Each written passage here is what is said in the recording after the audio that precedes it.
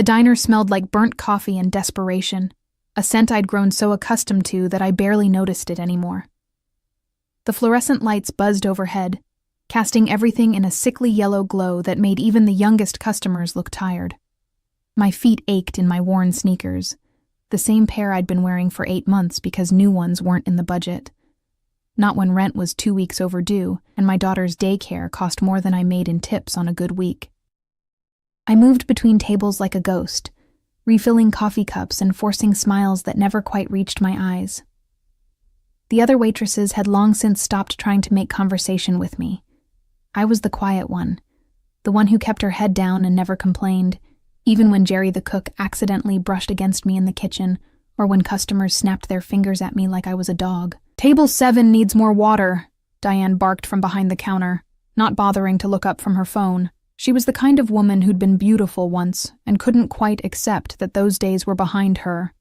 Now she just wore too much makeup and treated the younger waitresses like competition. I grabbed the pitcher and made my way to table 7, my mind already running through the calculations I did every night. If I could pick up an extra shift, maybe cover Sarah's preschool for next month. If Mrs. Chen upstairs could watch her on Tuesday nights, I could work the late shift that paid slightly better. If. My entire life had become a series of impossible ifs. The diner was nearly empty, as it usually was on Tuesday afternoons. Just old Mr. Harrison in his usual corner booth, nursing the same cup of coffee for 3 hours, and a young couple by the window who couldn't keep their hands off each other, and table 7. I'd noticed them when they came in, impossible not to. 3 men in suits that probably cost more than my annual income, sitting in a booth meant for 4. They didn't belong here. Not in this greasy spoon on the wrong side of town where the tiles were cracked and the menus were sticky with old syrup. But it was the 4th man who made my hands tremble slightly as I approached. He sat with his back to the wall. I noticed that immediately, the way his dark eyes scanned the room constantly, cataloging exits and threats. He wore a black suit that fit him like it had been tailored to his exact measurements. And even sitting down, I could tell he was tall. His hair was dark, touched with silver at the temples, and there was something about the way he held himself that screamed danger and power in equal measure. The other 3 men fell silent as I approached, their conversation dying mid-sentence. One of them, a bull of a man with a neck wider than my thigh, actually straightened in his seat, his hand moving subtly toward his jacket. I tried not to think about what might be hidden there. "More water?" My voice came out smaller than I intended, and I hated myself for it. I'd learned long ago that showing weakness only invited more pain, more exploitation. But something about these men, about him, made my usual armor feel paper thin. The man in black, the one who was clearly in charge, looked up at me, and I felt the full weight of his attention like a physical force. His eyes were the color of smoke, gray and impenetrable, and they studied me with an intensity that made my skin prickle, not the way Jerry looked at me, with crude hunger. This was different, calculating, dangerous. "Yes, thank you," he said, his voice low and accented in a way I couldn't quite place. Eastern European, maybe. Russian? His English was perfect, but there was something underneath it, something that spoke of cold winters and harder streets than the ones I knew. I poured the water with shaking hands, trying not to spill. The bull-necked man watched me like I might pull a weapon from my apron. The other 2, one thin and weasel-like, the other young and pretty in a dangerous sort of way, seemed to be waiting for some signal from their boss. "Will there be anything else?" I asked, already backing away, wanting nothing more than to return to the safety of the counter where Diane was still scrolling through her phone. Actually, the dark-haired man's phone buzzed, and he held up one finger, gesturing for me to wait. I froze, pitcher still in hand, as he answered in rapid Russian. The language flowed from him like water, harsh and beautiful all at once, and something in my chest tightened. I shouldn't have understood it. I shouldn't have been able to follow the conversation. But I did. "Mama, I told you I'm working," he said, and there was something almost tender in his voice, so at odds with the aura of menace that surrounded him. "No, I can't come for dinner tonight. Yes, I know you made borscht. Mama, please." The words transported me back 23 years, to a tiny apartment that always smelled like black bread and cabbage, where my mother sang while she cooked and my father read the newspaper in his threadbare armchair. Before the accident, before the foster homes, before I learned that the past was something to be buried deep where no one could use it against you. The man on the phone sighed, running his hand through his hair in a gesture of exasperation that was so familiar, so human, that I almost smiled. Fine. I'll try to stop by later. But don't wait up for me. I might be occupied. He switched back to English, barking orders at the weasel-faced man about some shipment that needed to be delayed. And I stood there like an idiot, rooted to the spot, memories flooding through me with the force of a tidal wave. "Miss?" The bull-necked man's voice was sharp. "He asked you a question." I blinked, realizing that the dark-haired man was staring at me again. Those gray eyes narrowed slightly. "I'm sorry, what?" "I asked if the kitchen could prepare chicken soup," he repeated.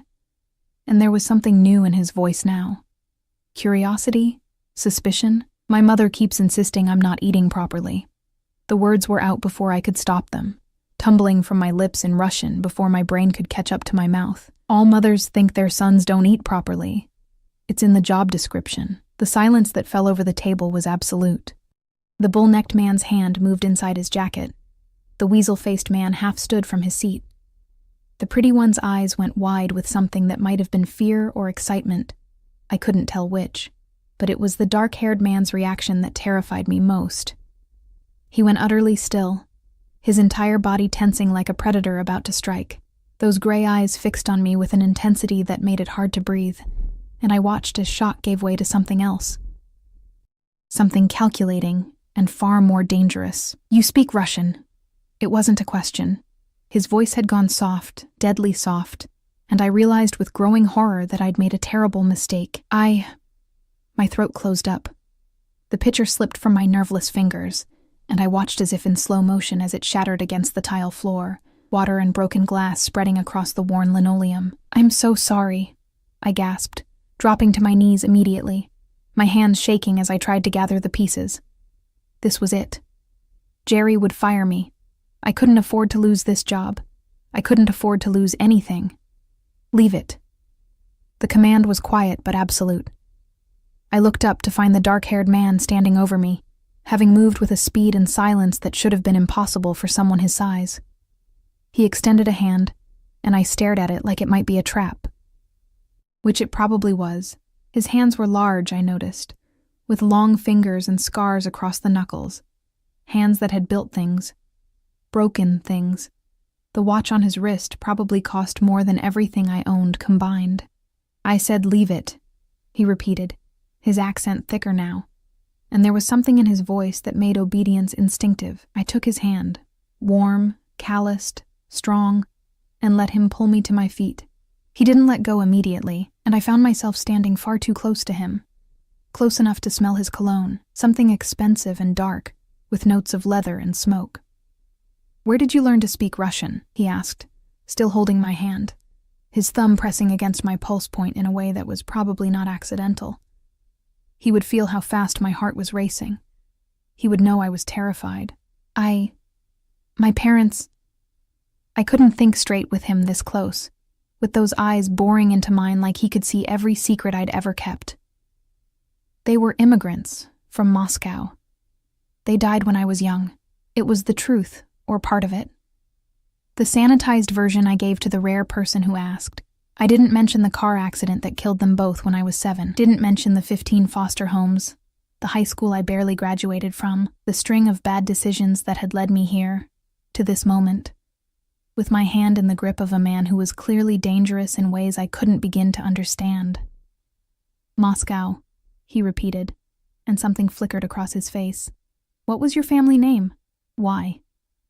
The word came out sharper than I intended, and I saw the bull-necked man tense again, but I was tired of being pushed around, tired of being afraid.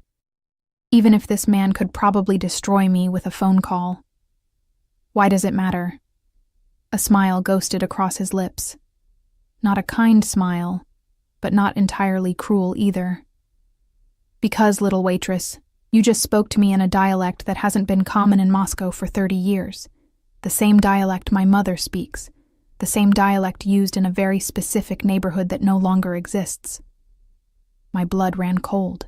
I tried to pull my hand back, but his grip tightened. Not painful, but inescapable. "I'm nobody," I whispered. And it was the truest thing I'd said all day. Just a waitress. I don't know anything about dialects or neighborhoods. I'm nobody. "No," he said softly, his free hand coming up to tilt my chin, forcing me to meet his eyes. His touch was gentle, but I could feel the steel underneath it. The promise of violence held carefully in check. "I don't think that's true. I think you're somebody very interesting." "Victor." The weasel-faced man's voice was urgent. "We need to go. Mikhail just texted. There's been a situation at the port." The dark-haired man, Victor, didn't look away from me. "Handle it." "But," I said, "handle it." The temperature in the room seemed to drop 10 degrees. "I have more pressing matters to attend to here." He released my chin but not my hand, and I watched in growing horror as he reached into his jacket. The bull-necked man moved closer, protective, and I realized that whatever Victor was reaching for, his men thought he might need defending. From me, a broke waitress who weighed 115 pounds soaking wet. But what he pulled out wasn't a weapon. It was a business card, expensive and understated, with just a phone number embossed in silver. "You're going to call me," he said, pressing the card into my palm. "Tonight." I can't, you will." His thumb traced across my knuckles, a gesture that might have been comforting from anyone else, but from him felt like a brand, a mark of ownership. "Because if you don't, I'll come back. And next time, I won't be so patient." It wasn't exactly a threat, but it wasn't not a threat either. "I need to clean up this glass," I said desperately, looking down at the shattered pitcher. Your boss will do nothing." Victor finally released my hand, and I felt the loss of his heat like a physical blow. He pulled out a wallet, leather, probably Italian, and dropped several $100 bills on the table. Far more than their meal would have cost. Far more than was reasonable for the glass, and for your time. Then he did something that surprised me. He said, in perfect Russian, soft enough that only I could hear, "Go home and lock your doors, little dove. The world is more dangerous than you remember." They left in a formation that spoke of military training, or worse, Victor in the center, the other three forming a protective triangle around him. I watched through the window as they climbed into a black SUV with tinted windows. Expensive, armored, probably bulletproof, the kind of vehicle that screamed organized crime or government security. Either way, nothing good. The pretty one opened the door for Victor, and I saw another car pull up behind them, another SUV, more men in suits. An entire convoy, for one man having lunch at a dying diner. Who the hell had I just spoken to? My hands shook as I bent to clean up the glass. Diane's shrieking about the mess barely registering. The business card felt like it was burning a hole through my apron pocket. I should throw it away. I should forget this ever happened. I should go back to being invisible, to keeping my head down and my past buried. But I knew, with a certainty that chilled me to the bone, that it was already too late. Whatever I'd started with that one careless sentence in Russian, there was no taking it back now. I didn't call. Of course I didn't call. What kind of idiot would dial a number given to her by a man who traveled with armed guards and spoke about situations at the port like he was running some kind of empire? A man whose mere presence had made hardened criminals, because that's what they were. I wasn't naive enough to pretend otherwise, tense up and reach for weapons, but I couldn't throw the card away either. It sat on my kitchen counter for 3 days, that innocent rectangle of heavy cardstock, mocking me every time I walked past it. I'd pick it up, turn it over in my hands, trace the embossed numbers with my fingertip. Then I'd set it down again, telling myself tomorrow I'd throw it out. Tomorrow I'd forget about gray eyes and dangerous smiles and the way he'd called me little dove in my mother's language. Tomorrow never came. Sarah, my 4-year-old daughter with her father's dark hair and my green eyes, didn't notice my distraction. She was too busy telling me about the caterpillar she'd found at preschool, how Miss Jennifer said it would turn into a butterfly someday. Wasn't that magical, Mommy? I smiled and nodded and made dinner from the random items left in our nearly empty refrigerator. trying not to calculate how many days until my next paycheck, trying not to think about the hundreds of dollars still tucked in my apron pocket. Blood money. It had to be. Men like Victor didn't make their fortunes through legitimate business, and yet, it would pay for Sarah's preschool next month, would buy groceries, would give me a small buffer against the constant anxiety that colored every moment of my life. I was still debating whether to use it when someone knocked on my apartment door at 9 o'clock on Friday night. My stomach dropped. No one visited me. I didn't have friends, couldn't afford the luxury of socializing when every free moment was spent working or caring for Sarah or collapsing from exhaustion. My landlord, Mr. Petrov, only came around when rent was late, and I'd managed to scrape together enough to pay him earlier that week. The knock came again, more insistent this time. "Mommy?" Sarah looked up from her coloring book, her eyes wide. She was too young to understand danger, but she'd inherited my wariness. My instinct to hide when unexpected things happened. "Stay here, baby," I whispered, moving toward the door. Our apartment was on the 3rd floor of a building that had seen better days, probably in the 1970s. The hallway outside always smelled like cabbage and cigarette smoke, and the locks on the doors were jokes. But it was cheap, and it was ours.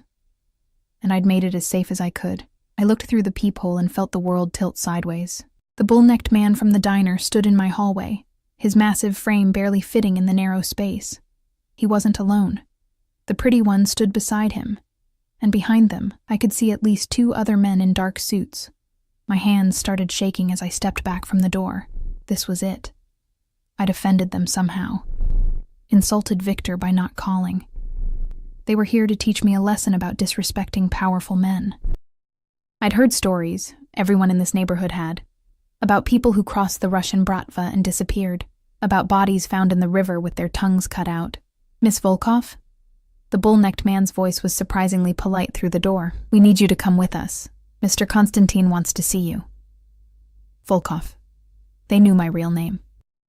I hadn't used it at the diner. My name tag just said Emma, and I'd been using my ex-boyfriend's last name, Morrison, on all my documents for years. Easier that way. Less connection to a past I wanted to forget. But they'd found me anyway. Of course they had. Men like Victor, like Mr. Konstantin apparently, had resources I couldn't imagine. If they wanted to find someone, they found them. "I'm not going anywhere," I called back, proud that my voice didn't shake. Much. "If Mr. Konstantin wants to talk to me, he can call." A pause. Then, "He sent us to collect you because you didn't call him. This isn't a request. I have a daughter." The words burst out before I could stop them. "She's 4 years old. Please. If this is about... If I did something wrong, I'm sorry. But please don't do this in front of her." Another pause. Longer this time. I heard muttering. Someone speaking urgently into a phone. Then the bull-necked man again. "Bring her." "What?" "Bring the girl. Boss says you can bring her. We have a car seat." They had a car seat. These men, who probably broke kneecaps for a living, had prepared a car seat for my daughter. The absurdity of it would have made me laugh if I wasn't so terrified. "And if I refuse?" "Then we wait here until you change your mind." He sounded almost apologetic. But Boss was very clear. He wants to see you tonight. The longer we wait, the more impatient he gets. Trust me, you don't want him impatient. I looked back at Sarah, who'd abandoned her coloring to watch me with those 2 old eyes. She'd learned early that life was uncertain, that we had to be ready to move at a moment's notice. It was a lesson no child should have to learn. But what choice did I have? They knew where I lived. They knew my real name. If I refused, would they go away? Or would they simply break down the door? And what would happen to Sarah then? At least if I went with them, I could try to control the situation. Try to explain. Try to convince Victor, Mr. Konstantin, that I was nobody worth his attention. "Give me 5 minutes," I said finally. "I need to get her ready." I dressed Sarah in her warmest clothes, my hands shaking as I pulled her favorite sweater over her head. I packed a small bag with her stuffed rabbit, some snacks, her sippy cup. Things that might comfort her when, things went wrong. I changed out of my ratty sweatpants into jeans and a clean shirt, running a brush through my hair, because some part of me couldn't bear to face Victor looking like the mess I felt inside. The card was still on the counter. I grabbed it, shoving it in my pocket like evidence, proof that he'd asked me to call, that this wasn't entirely my fault. When I opened the door, the bull-necked man stepped back immediately, giving me space. The pretty one smiled at Sarah, who buried her face in my shoulder. "It's okay," I murmured to her in Russian, the language slipping out naturally. "Everything's going to be okay." The pretty one's eyes widened slightly, and I realized he probably understood. Of course he did. Victor's men would speak Russian, would come from the same world Victor did, the same world my parents had come from, before they'd tried to leave it behind, before it had killed them anyway. The SUV waiting at the curb was identical to the one I'd seen Victor leave in. Black, expensive, windows tinted so dark they were nearly opaque. The bull-necked man opened the rear door, and I saw he hadn't been lying about the car seat. A top-of-the-line model was installed in the middle seat, the kind that cost more than my monthly rent. I buckled Sarah in with trembling fingers, her little hand clutching her rabbit. "Mommy, where are we going?" "To see someone," I said, keeping my voice light. "It won't take long." I hoped I wasn't lying. The pretty one climbed in on Sarah's other side while I took the seat next to her. The bull-necked man got in front with the driver, a thin man with a scar running down his cheek who didn't bother introducing himself. A second SUV pulled up behind us as we started moving, and I realized we had an escort. Protection, or insurance that I wouldn't try to run. "What's your name?" I asked the pretty one, surprising myself. But if I was going to die tonight, I at least wanted to know who was taking me to my execution. He looked startled that I'd spoken to him. "Alexei." "I'm Emma. This is Sarah, I know." He said it gently, then seemed to catch himself. "Boss told us. He wanted to make sure we got the right car seat. Asked how old she was, what size." Victor had asked about my daughter, had made sure she'd be safe and comfortable while his men dragged us to... Where? Where were we going? I looked out the window, trying to track our route, but the tinted windows made everything dark and distorted. We were heading away from my neighborhood, toward the nicer part of the city where I only went when I picked up extra catering shifts. The buildings got taller, cleaner, the streets better maintained. Sarah had fallen asleep, her head lolling against the car seat, exhausted from the excitement. I envied her ability to find peace in chaos. "Is he going to hurt me?" I whispered to Alexei, not caring any more about pride or strength. I just needed to know. "Did I do something wrong?" Alexei shook his head. "Boss doesn't hurt women, not unless they've done something truly unforgivable. And definitely not." He glanced at Sarah. "Not in front of children." It wasn't exactly reassuring, but it was something. We drove for 20 minutes, finally turning into an underground parking garage beneath a building that looked like it housed expensive condos. The kind of place where doormen wore uniforms and residents owned dogs that cost more than cars. The security gate opened automatically, and we spiraled down, down, down into the belly of the structure. The SUV stopped in a private parking area, and I saw 2 more vehicles already there, both identical to ours. A man in a suit stood by an elevator, arms crossed, watching our arrival with cold eyes.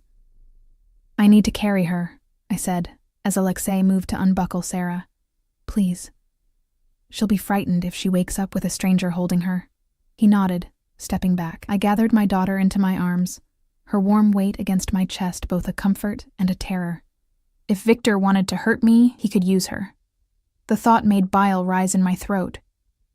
The bull-necked man led us to the elevator, which required a keycard to operate. We rode up in silence, Sarah's soft breathing the only sound.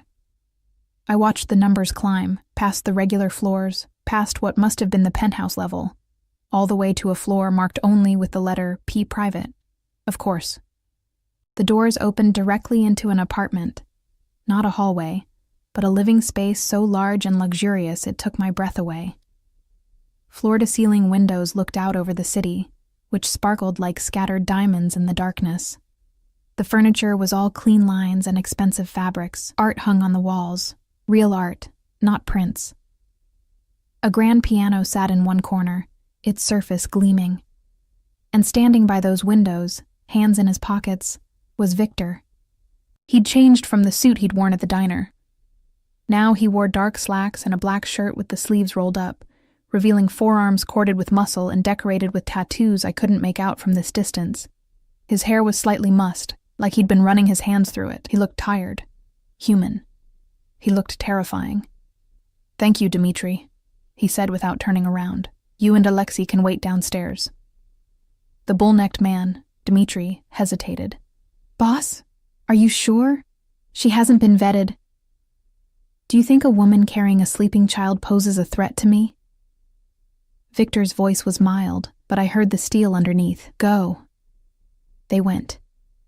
The elevator doors closed, and I was alone with Victor in his penthouse apartment, holding my daughter, with no idea what he wanted from me or how this night would end. He turned finally, those gray eyes finding mine across the expanse of expensive flooring. For a long moment, we just stared at each other. Then his gaze dropped to Sarah, and something in his expression softened. "You brought her. Your men said I could." I lifted my chin, trying to find courage I didn't feel. "They said you wanted to see me tonight. So here I am. What do you want?" "The same thing I've wanted since you spoke Russian to me at that pathetic excuse for a diner." He started walking toward me, each step measured and predatory. "Answers. I don't have any answers. I told you. My parents were from Moscow. They died. I learned Russian from them. That's all there is to know." "No."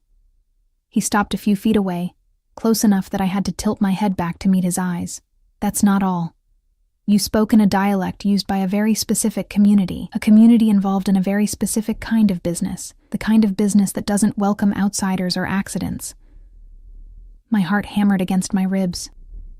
"I don't know what you're talking about." "Your father's name was Dmitri Volkov. Your mother was Katya Volkova, born Katerina Sokolov. They worked for the Sokolov family before they fled to America 24 years ago, with something that didn't belong to them. The room spun." I gripped Sarah tighter, her small body the only solid thing in a world that had just been turned upside down. "How do you—" "Because," Victor said softly, reaching out to brush a strand of hair from Sarah's sleeping face with surprising gentleness. "The Sokolov family is my family. Katerina was my mother's younger sister. Which makes you, little dove, my cousin." The word hung in the air between us like smoke, impossible to grasp but impossible to ignore. Cousin. "That's not possible," I whispered. But even as I said it, memories were flooding back. My mother's face, younger than I was now, laughing as she spun me around in our tiny kitchen, the way she'd always tense when certain songs came on the Russian radio station. How my father would check the locks obsessively, 3 times every night, like he was waiting for something terrible to break through. The car accident that killed them, the way the police had called it a tragedy, a patch of black ice on a clear summer night.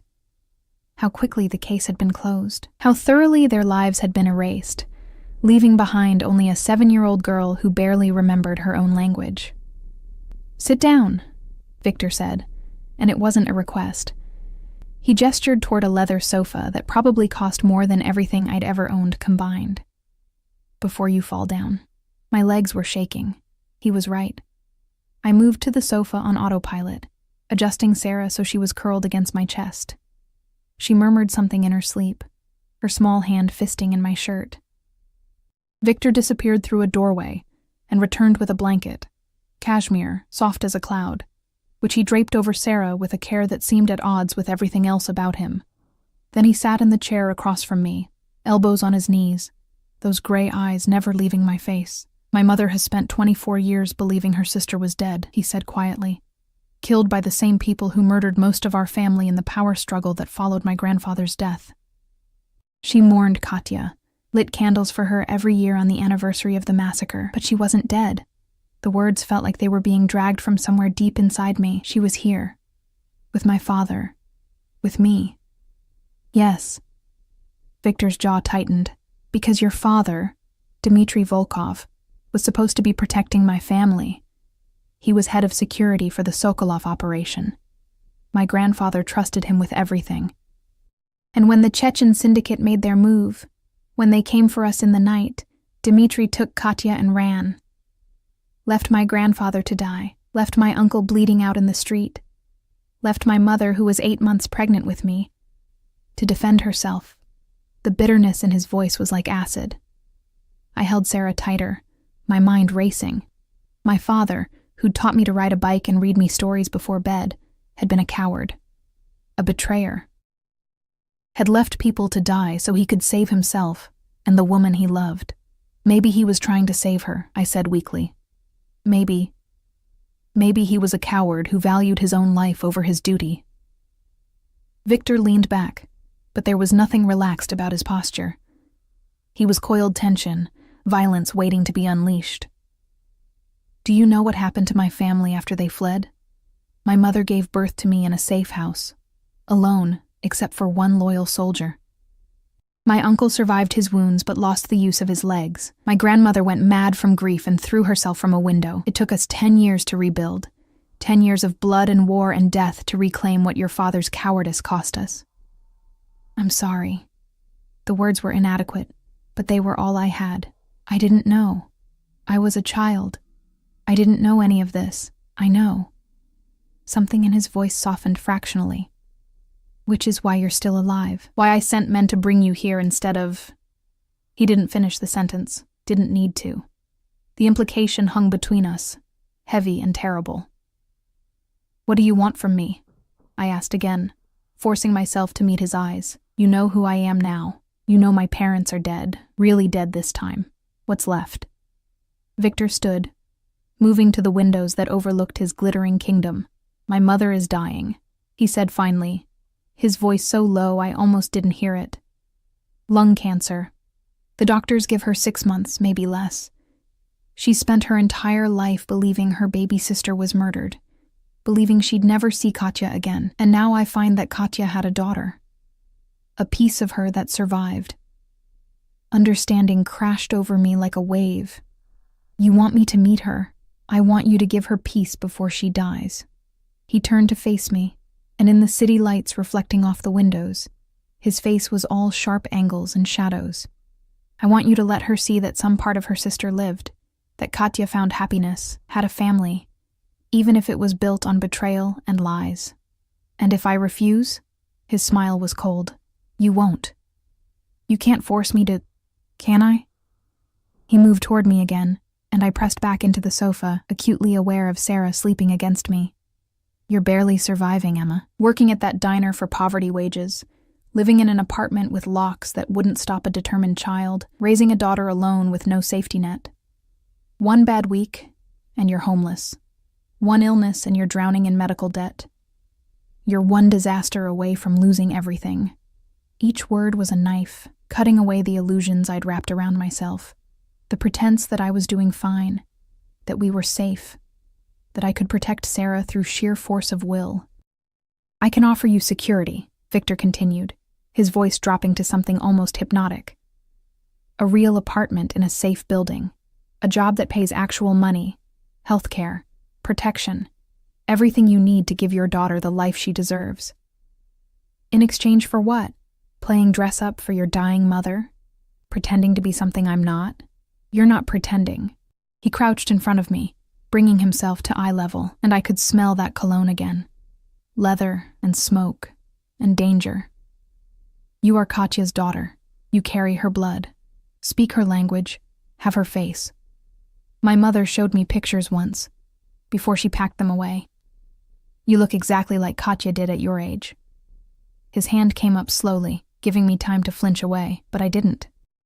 I let him cup my cheek, his palm warm against my skin, his thumb brushing across my cheekbone in a gesture that was probably meant to be comforting, but felt like a claim. One dinner, he said softly. Come to Sunday dinner. Meet my mother. Let her see that part of Katya survived. Give her that peace. Is that so much to ask? And if she hates me? If seeing me just reminds her of everything she lost? Then we'll deal with it.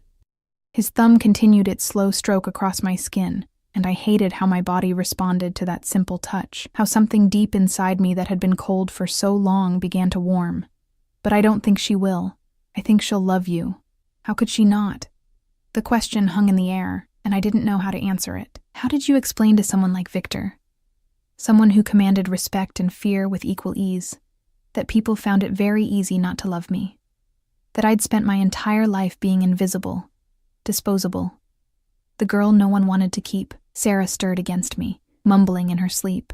Her hair had come loose from its ponytail, dark curls spilling across the cashmere blanket. She looked so small, so vulnerable, so dependent on me to make the right choices.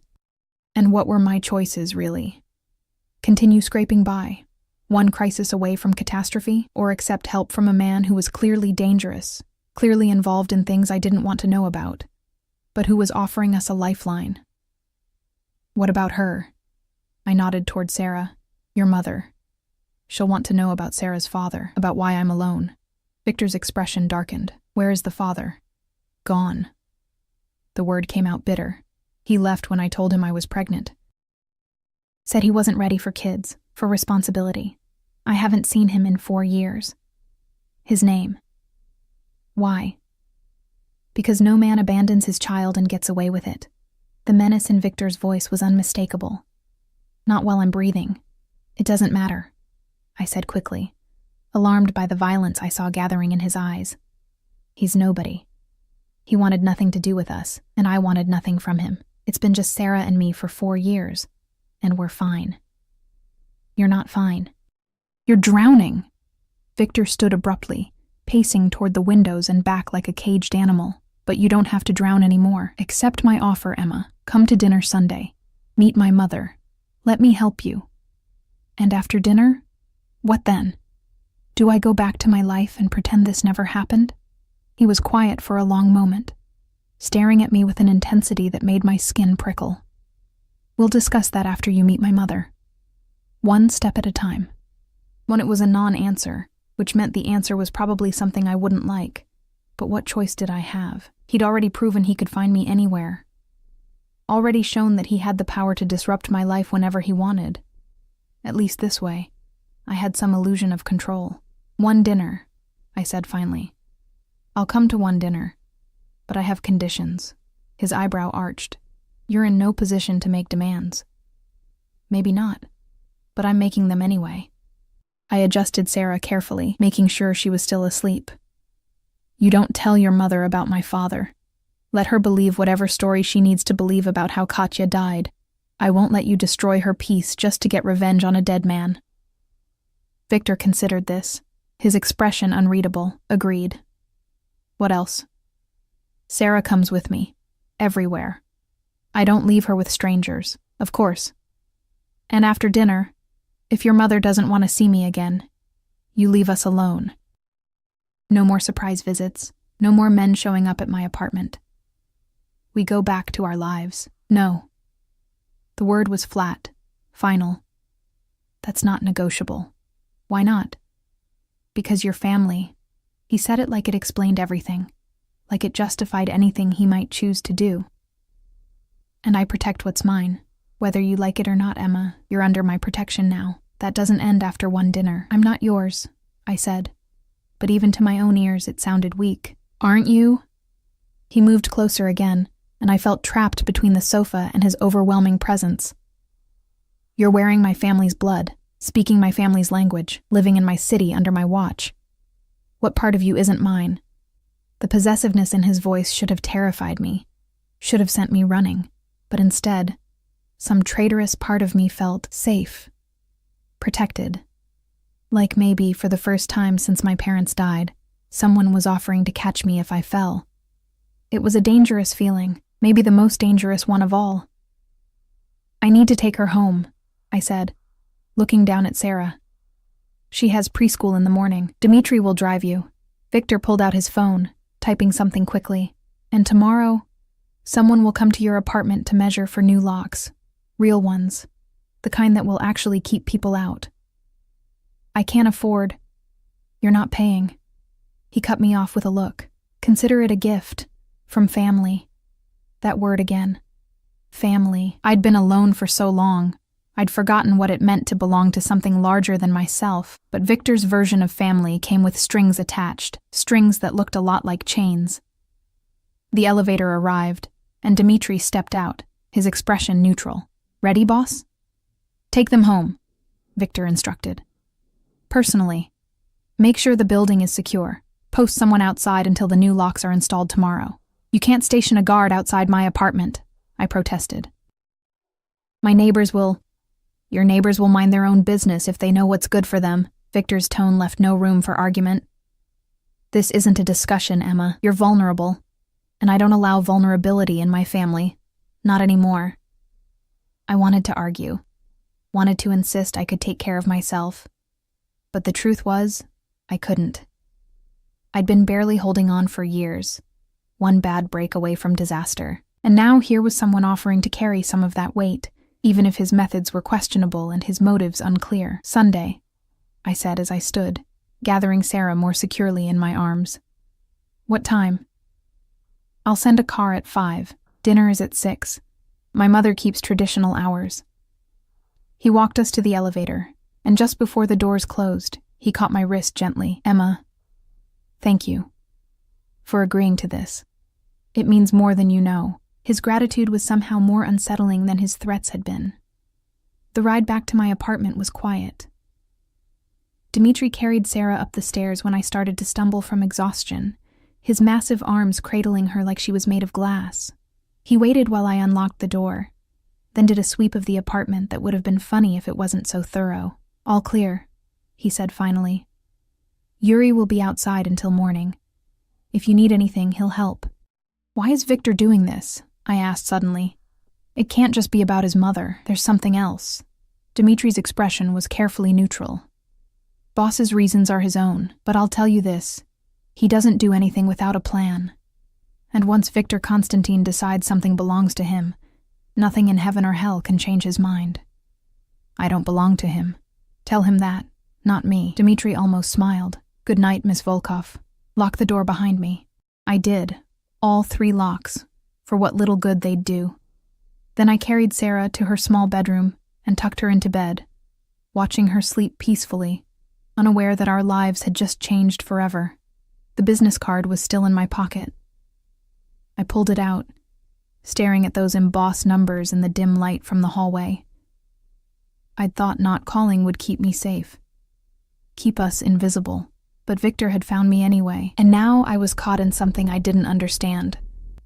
Pulled into a world I'd spent my whole life trying to escape. My phone buzzed. A text from an unknown number. Sleep well, little dove. Sunday will change everything. I should have been afraid. Should have been planning how to run. How to disappear again. Instead, I saved the number and climbed into bed. And for the first time in years, I slept through the night without nightmares. The next 3 days passed in a blur of changes I couldn't quite process. True to Victor's word, men arrived Saturday morning to install new locks, industrial grade, the kind you'd see on a bank vault. They worked efficiently and silently, nodding respectfully when I offered them coffee but never quite meeting my eyes. When they finished, one of them handed me 3 sets of keys and a card with a phone number. Any problems, you call this number, he said in accented English. Someone will come immediately. I didn't ask who would come or what constituted a problem in Victor's world. The guard outside my door changed shifts every 8 hours like clockwork. Yuri in the evenings, someone named Pavel overnight, and a younger man called Anton during the day. My neighbors stopped making eye contact with me in the hallway. Mrs. Chen, who usually watched Sarah on my late shifts, suddenly remembered she was too busy to babysit. Word had spread fast. Emma Morrison, the invisible waitress nobody noticed, was connected to someone dangerous, someone powerful, someone people crossed the street to avoid. I should have hated it, should have resented the way Victor had inserted himself into my life without permission, marking me as his territory for all the world to see. But when I walked to the corner store Saturday night and the group of men who usually catcalled every woman who passed fell silent and looked away, I felt something I hadn't felt in years. Safe. It terrified me how quickly I could get used to it. Sunday arrived too fast. I spent the morning trying to find something appropriate to wear, finally settling on the only dress I owned, a simple navy blue sheath I'd bought at a thrift store for job interviews. It was plain, modest, probably years out of style, but it was clean and it fit. Sarah had a pink dress her preschool teacher had given her, slightly too big, but pretty enough that she twirled in front of the mirror, delighted with herself. "Where are we going, Mommy?" she asked for the 100th time as I brushed her hair into 2 neat braids. "To meet some people," I said, keeping my voice light even though anxiety was eating me alive. "A nice lady who's sick, and her son who wants to help us." "Why does he want to help us?" "Because we're family. Because my father betrayed his family, and he's decided I need to pay that debt somehow. Because he's dangerous and controlling, and I don't know how to say no to him. Because he's kind," I said instead, the lie tasting bitter on my tongue. The black SUV arrived at exactly 5 o'clock. Not Dmitri this time, but Alexei, who smiled at Sarah and complimented her dress in Russian. She giggled, hiding behind my legs, and something in my chest tightened at how easily she responded to kindness. How starved we both were for someone to be gentle with us. The drive took us out of the city proper, into neighborhoods where houses had gates and lawns, and probably cost more than I'd earn in 10 lifetimes. We turned onto a tree-lined street where the homes sat far back from the road, hidden behind stone walls and elaborate landscaping. The SUV stopped in front of wrought iron gates that opened automatically. Beyond them, a circular driveway led to a house that looked like something from a European postcard. Stone and timber, with tall windows and a slate roof. Elegant without being ostentatious, beautiful in a way that spoke of old money and careful taste. "This is where Victor lives?" I asked, my stomach sinking. "One of his properties," Alexei said casually, as if everyone had multiple houses. "His mother lives here. He has an apartment downtown where he conducts business, but he comes here most evenings. Family is important to Boss. Family." That word kept coming up, wrapping around me like a rope I couldn't untangle. Victor was waiting at the front door, and my breath caught despite myself. He wore dark slacks and a gray sweater that matched his eyes, looking more relaxed than I'd seen him, more human. His hair was still slightly damp, like he'd just showered, and the late afternoon sun caught the silver at his temples. He was beautiful, dangerously, devastatingly beautiful, and the way he looked at me as I climbed out of the SUV, like I was something precious that had been lost and found again, made my pulse race in ways that had nothing to do with fear. "Emma." My name in his mouth sounded like a prayer. Then he crouched down to Sarah's level, his expression softening in a way I wouldn't have thought possible. "And you must be Sarah. Your mother tells me you're 4 years old." Sarah nodded shyly, one hand fisted in my dress. "I'm Victor. My mother is very excited to meet you both. She made piroshki. Do you know what those are?" Sarah shook her head. "They're like little pockets of deliciousness, filled with meat and cheese and all kinds of good things. I think you'll love them." He stood, offering his hand to her. "Want to come inside and try some?" She looked up at me for permission. I nodded, my throat tight, and watched as my daughter placed her tiny hand in Victor's much larger one. He led us into the house with surprising gentleness, pointing out a painting of horses that made Sarah gasp with delight. The interior was as beautiful as the exterior. Hardwood floors, high ceilings, furniture that managed to be both elegant and comfortable. But what struck me most was how lived in it felt. Family photos on the mantel, books stacked on side tables, a pair of reading glasses abandoned on the sofa arm. This was a home, not a showpiece. "She's in the sunroom," Victor said quietly, his hand settling on the small of my back in a gesture that felt both protective and possessive. "She's been preparing all day. I haven't seen her this animated in months. What if she doesn't like me?" The fear slipped out before I could stop it. Victor paused, turning to face me fully. His free hand came up to cup my face, tilting it so I had to meet his eyes. "She will love you. Trust me." "I don't trust you." "Smart." His thumb brushed across my cheekbone in that gesture that was becoming familiar. "But you're here anyway. That's enough for now." He led us through the house to a sun-drenched room filled with plants and comfortable furniture. And there, in a wingback chair by the window with a blanket across her lap, sat a woman who looked like an older, frailer version of the mother I barely remembered. She had the same bone structure my mother had. High cheekbones, elegant nose, wide eyes that might once have been bright but were now faded with age and illness. Her hair was white, pulled back in a neat bun, and her hands, thin and marked with age spots, trembled slightly as they rested on the blanket. But when she saw me, those faded eyes went wide. One hand flew to her mouth, and she made a sound that was half sob, half laugh. Boże mój, she whispered. My God. Katya, my Katya. Mama, no. Victor moved to her side quickly, kneeling beside her chair. This is Emma, Katya's daughter. Remember, I told you. But she wasn't listening. She was staring at me like I was a ghost, tears streaming down her weathered cheeks, her hands reaching out. Katya, you came back. I knew you would. I knew they were lying when they said you were dead. I knew. Mrs. Constantine, I started. But Victor shook his head slightly. Mama. His voice was gentle but firm. This is Emma, your niece, Katya's daughter.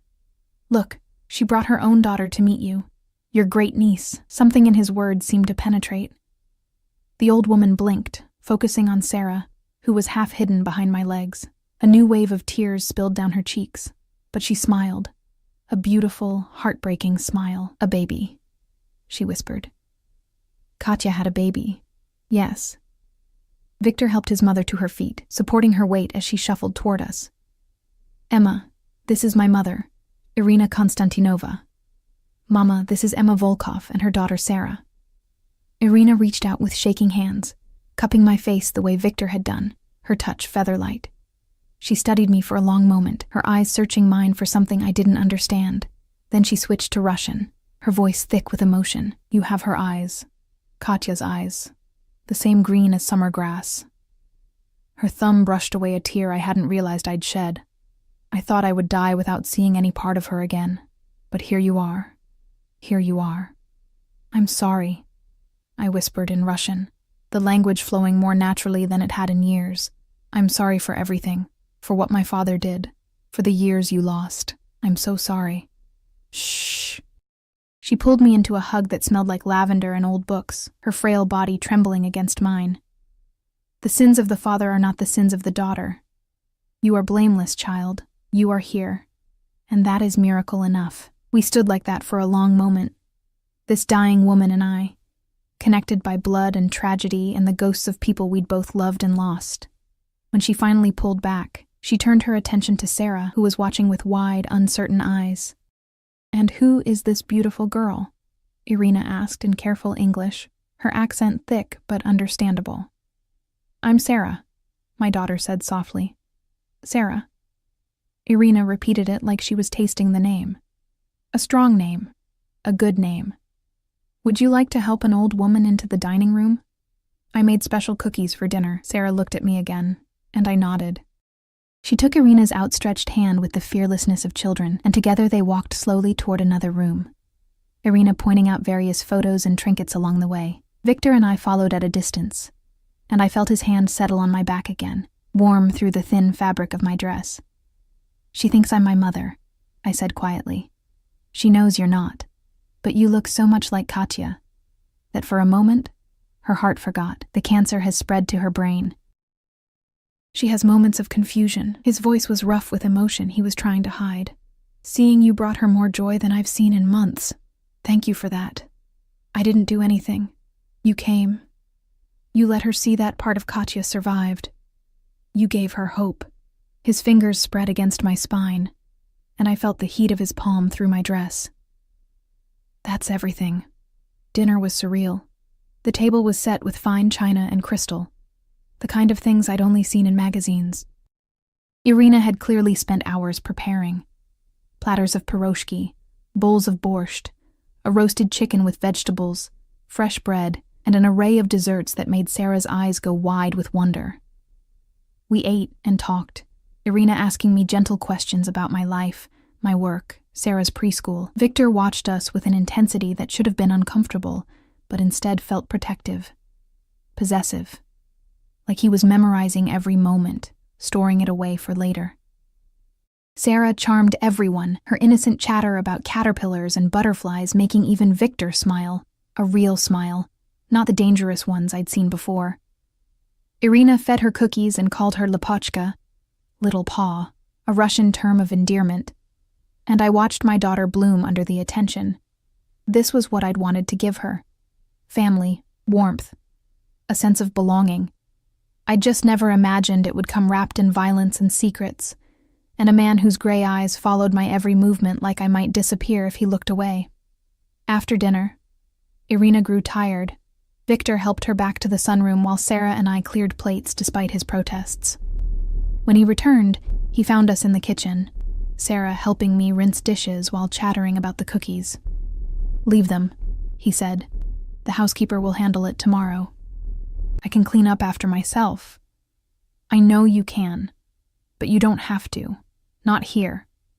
He leaned against the counter, arms crossed, watching us with that same intense focus. "My mother wants to see you again, next Sunday if you're willing. Victor. She's dying, Emma. Every day she wakes up is a gift, and you make her happy. You make her remember what she's fighting to live for." His voice dropped. "Please, come back next week, and the week after that. However many weeks she has left. How could I say no to that? How could I deny a dying woman the comfort of family, even false comfort built on secrets and lies?" "Okay," I whispered. "We'll come back." "Thank you." He pushed off the counter, moving closer. Too close. I could smell his cologne again, feel the heat radiating from his body. "You're a good person, Emma Volkov. Better than you know. I'm just trying to survive. No." His hand came up, fingers tangling gently in my hair. "You're trying to live. There's a difference, and I'm going to make sure you can." The weeks that followed developed a rhythm I hadn't expected, one that felt dangerously close to normal. Every Sunday, Victor's car would arrive at 5 o'clock. Every Sunday, we'd drive to that beautiful house where Irina waited with food and stories and a love that felt both foreign and achingly familiar. Sarah adored her, climbing into her lap to listen to fairy tales told in broken English mixed with Russian. And Irina, she glowed in my daughter's presence, the pain lines around her eyes softening whenever Sarah laughed. But it wasn't just Sundays anymore. Victor started appearing at the diner on my lunch breaks, sitting at table 7 with whatever men he'd brought that day, ordering food he barely touched while his eyes tracked my every movement.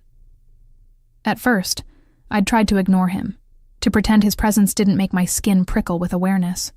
But ignoring Victor Constantine was like ignoring a storm, impossible and foolish. "Your boyfriend tips really well," Diane said one afternoon, counting the $100 bills Victor had left. Again. "You should keep him around." "He's not my boyfriend." "Sure, honey." "And I'm the Queen of England," she smirked. "The way that man looks at you, like you're the only person in the room, that's not casual." She was right, and that terrified me. Because the way Victor looked at me had changed over those weeks. The calculating coldness had given way to something warmer, more dangerous. Something that made my breath catch when his fingers brushed mine as he handed me his coffee cup. Something that made my heart race when he smiled, really smiled, at something Sarah said. I was falling. I knew it. And I didn't know how to stop. It was the 6th Sunday dinner when everything shifted. Irina had been particularly tired that day, the cancer stealing more of her strength with each passing week. She'd fallen asleep in her chair after dinner, Sarah curled against her side, both of them peaceful in the fading light. Victor and I stood by the window, watching them, and the silence between us felt heavy with unspoken things. "She's getting worse," I said quietly. "Yes." His voice was rough. "The doctors say maybe another month, maybe less. I'm sorry." "Don't be. You've given her more happiness in these past weeks than I could have hoped for. You and Sarah. You've been a gift." He turned to face me fully, and something in his expression made my pulse quicken. "Emma, I need to tell you something." "What?" "When this started, when I found you at that diner, I had plans. Calculated plans. I was going to use you to give my mother peace. Yes, but also..." He paused, seeming to struggle with words. "I was going to make you pay for your father's betrayal. Not physically, not with violence, but I was going to bind you to this family in ways that would ensure you could never leave, never be free of the debt your father owed." My stomach dropped. What kind of ways? It doesn't matter now, because somewhere between that first dinner and now, the plans changed. You changed them. His hand came up, cupping my face in that gesture I'd come to know too well. I don't want to trap you anymore, Emma. I want to keep you. There's a difference. Victor, let me finish. His thumb traced my cheekbone, his touch achingly gentle. I know what I am. I know the world I live in isn't safe or clean or good. I've done things that would horrify you. I will continue to do things that would horrify you.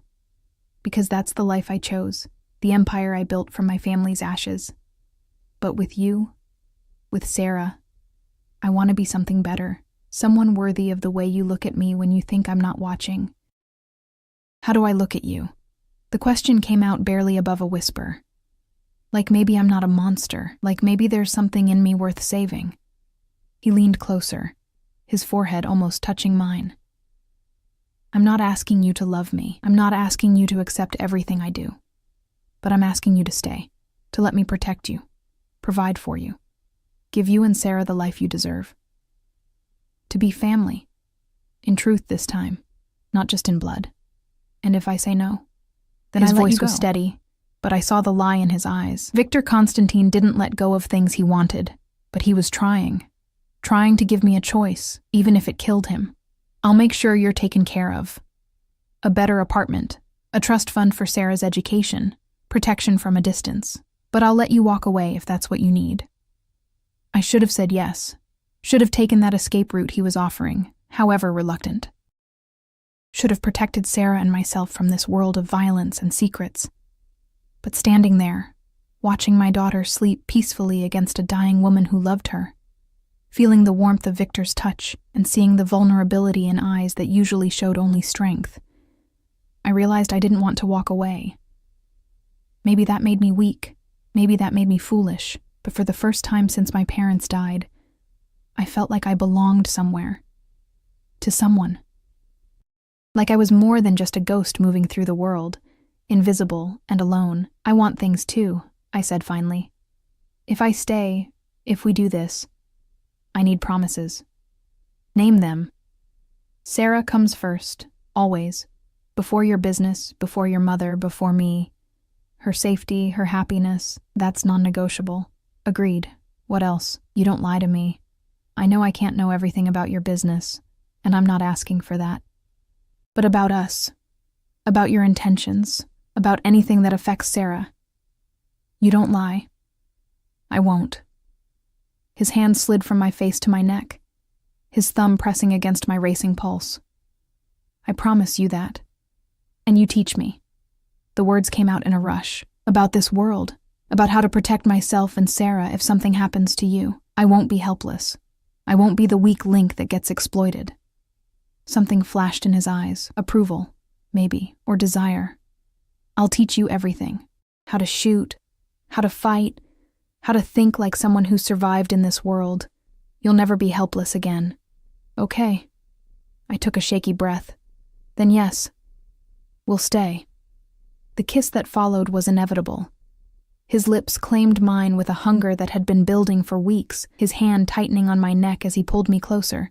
I gasped against his mouth, and he took advantage, deepening the kiss until I was dizzy with it. Until all I could feel was Victor. His hands, his heat, the barely leashed violence in the way he held me like I might shatter or flee. When we finally broke apart, both breathing hard, he rested his forehead against mine. Mine, he whispered in Russian. You're mine now, Emma. Say it. Yours, I breathed back, and felt the last of my resistance crumble. We're yours. Irina died 3 weeks later, in her sleep, with all of us around her. She'd been lucid that final day, smiling at Sarah's stories, squeezing my hand and calling me her beautiful niece, thanking Victor for bringing her family back before the end. The funeral was smaller than I'd expected. Just family, Victor had said. Though I learned that family, in his world, meant something different than I'd understood. Men in expensive suits who showed Victor the kind of deference usually reserved for kings. Women who eyed me with curiosity and calculation. Children who played quietly, already learning the rules of this dangerous world. I stood beside Victor through all of it, Sarah holding my hand, and felt the weight of what I'd chosen settle over me like a cloak. This was my life now, my family. For better or worse. 2 months after Irina's death, Victor asked me to marry him. We were in his penthouse, our penthouse now, since he'd moved us there the week after I'd agreed to stay. Sarah was asleep in her new room, a space 3 times the size of our old apartment, filled with toys and books, and everything a little girl could want. "It's practical," Victor had said, kneeling in front of me with a ring that probably cost more than a house, for protection, for legitimacy. "My enemies won't touch you if you're my wife. Sarah will have my name, my protection, everything I can give her." "Romantic," I'd said dryly, even as my heart hammered in my chest. "I'm not a romantic man, Emma. But I'm yours. Completely, irrevocably yours. If you want romance, I'll learn. If you want poetry, I'll write it. If you want the fucking moon, I'll figure out how to steal it for you." He'd slipped the ring on my finger, a perfect fit, because of course he'd found out my size somehow. "Just say yes." I'd said yes. The wedding was quick, quiet. Just us and a few witnesses at City Hall. Victor in a dark suit, me in a cream dress he'd had made for me. Sarah in white with flowers in her hair, ecstatic at being a flower girl. Dmitri and Alexei stood as witnesses, both looking vaguely emotional in a way that would have been funny if the moment wasn't so surreal. When Victor kissed me after we'd signed the papers, it felt like sealing a deal with the devil. But the devil looked at me like I was his salvation, and maybe that was enough. A year later, I stood in the nursery of our home, the house where Irina had lived, which Victor had insisted we move into because Mama would have wanted you here, watching our son sleep in his crib. Nikolai Dmitrievich Konstantin, named for Victor's grandfather and my father, a bridge between our broken families. He had my green eyes and Victor's dark hair, and when he smiled, my heart ached with how much I loved him. Victor came up behind me, wrapping his arms around my waist, his chin resting on my shoulder. "He's perfect," he murmured. "He is." I leaned back into his warmth, into the safety of his embrace. "Sarah keeps asking when he'll be old enough to play with her. Soon." He pressed a kiss to my neck. "She's been so good with him. Such a good big sister." Sarah had bloomed in the year since we'd joined Victor's world. She went to the best preschool now, had friends, had a father figure who doted on her and taught her Russian and let her paint his nails pink when she asked. She called him Papa Victor, and the first time she'd done it, I'd seen tears in his eyes before he'd hidden them. "I need to go to Moscow next week," Victor said quietly.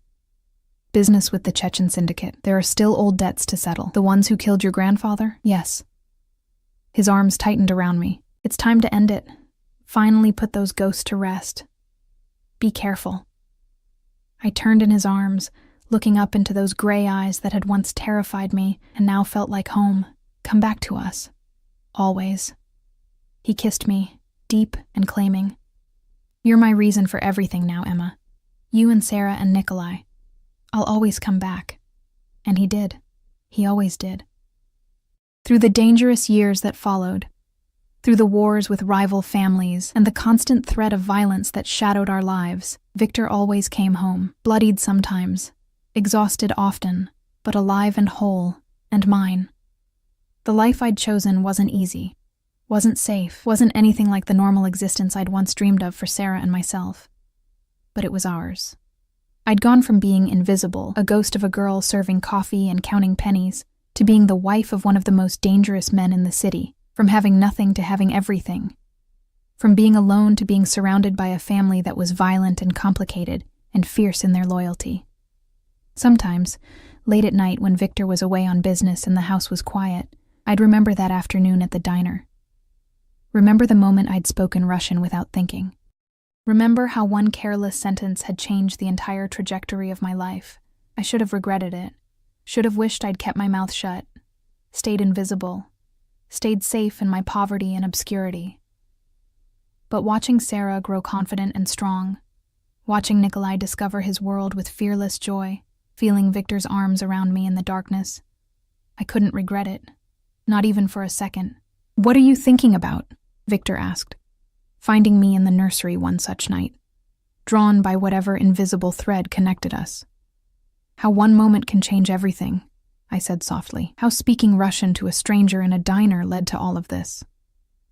He pulled me against his chest, his heartbeat steady beneath my ear. Not a stranger, he corrected. Family. You just didn't know it yet. And now? Now you're home. He kissed the top of my head, and I felt the truth of it settle into my bones. You've always been coming home to me, little dove. It just took us both a while to realize it. Outside the nursery window, the city glittered with lights and life and danger. Victor's world. Dark and beautiful and unforgiving. Our world now. And standing there in his arms, our children sleeping peacefully nearby, I knew with absolute certainty that I wouldn't change a single thing.